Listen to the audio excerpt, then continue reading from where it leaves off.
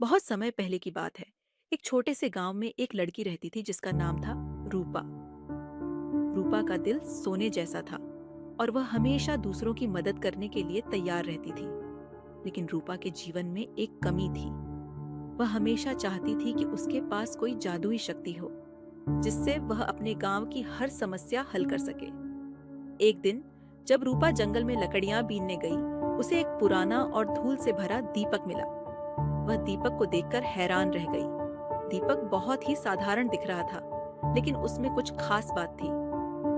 रूपा ने दीपक को उठाया और अपनी साड़ी के पल्लू से उसे साफ करने लगी। जैसे ही उसने दीपक को साफ किया, दीपक में से एक धुआं निकला और उसके सामने एक जादूगर प्रकट हो गया। जादूगर ने हंसते हुए कहा, तुमने मुझे आजाद किया है रूपा। अब मैं तुम्हारी 3 इच्छाएं पूरी कर सकता रूपा हूँ। ने सुना तो वह खुश हो गई, लेकिन वह जानती थी कि इच्छाएं सावधानी से मांगनी चाहिए। उसने थोड़ा सोचा और कहा, मेरी पहली इच्छा है कि मेरे गांव के सभी लोगों को हमेशा भरपेट खाना मिले। जादूगर ने अपनी उंगली घुमाई और उसकी पहली इच्छा पूरी हो गई।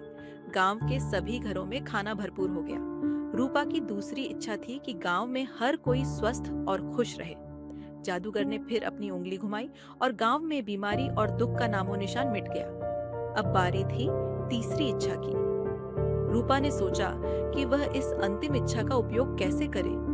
रूपा की माँ ने उसे हमेशा सिखाया था कि दूसरों के लिए सोचना सबसे बड़ी नेकी है।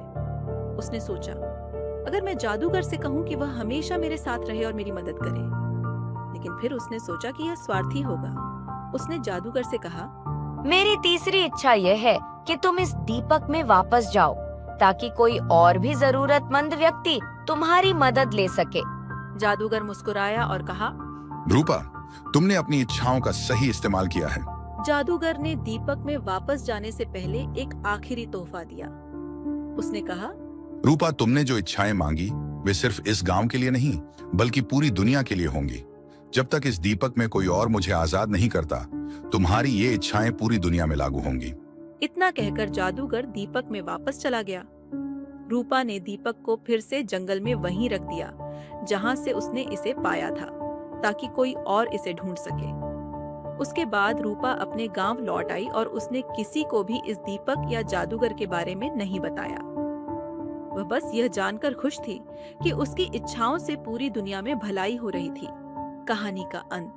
रूपा ने हमें यह सिखाया कि सच्ची जादूगरी दिल की भलाई में है। इच्छाएं केवल अपने लिए नहीं बल्कि दूसरों की भलाई के लिए भी होनी चाहिए। जैसे ही दीपक का जादू पूरी दुनिया में फैलता गया, लोग यह समझने लगे कि सच्ची खुशी दूसरों की मदद में ही मिलती है। रूपा का दिल अब और भी संतुष्ट था, क्योंकि उसने दुनिया को एक बेहतर जगह बनाने में अपना हिस्सा निभाया था। इस कहानी से हमें यह सीख मिलती है कि जीवन में सबसे बड़ी जादूगरी हमारा प्रेम, सहानुभूति और दया है। जब हम दूसरों के बारे में सोचते हैं और उनके लिए कुछ अच्छा करते हैं, तो वही सच्ची जादूगरी होती है। जैसे जैसे समय बीतता गया, रूपा का नाम इतिहास में एक महान दिल वाली लड़की के रूप में याद किया जाने लगा, जिसने अपने छोटे से गांव से शुरू करके पूरी दुनिया में खुशियां फैलाई।